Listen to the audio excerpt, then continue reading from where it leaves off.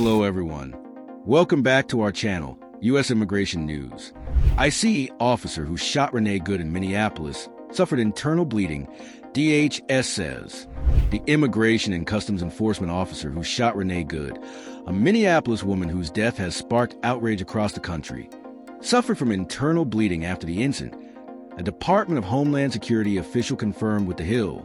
The extent of ICE officer Jonathan Ross's bleeding remains unclear. Video taken of the incident showed Ross walking up and down the street after Good was shot and killed.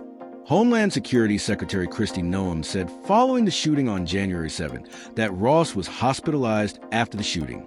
Noem claimed Good struck the officer with her SUV, which she later called an act of domestic terrorism.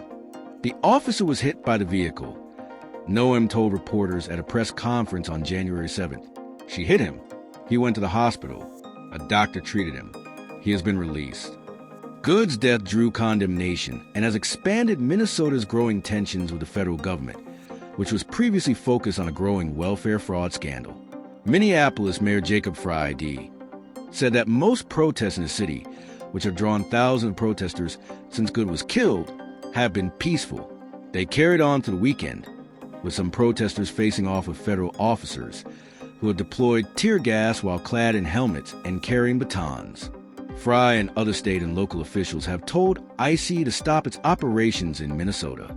Minnesota Attorney General Keith Ellison said Monday that the state sued the Trump administration to block a federal immigration enforcement surge in the Gopher State.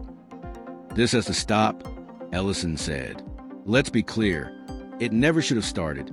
These agents have no good reason to be here.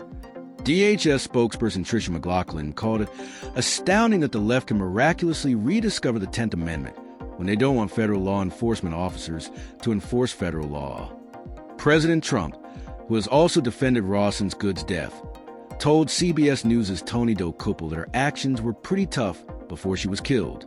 I would bet you that she, under normal circumstances, was a very solid, wonderful person, Trump told Dokoupil in a message to Good's father, a supporter of the president.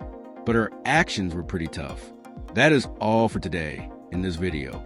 Please hit like and subscribe, and don't forget to push the notification bell for an upcoming video. See you later. Till then, take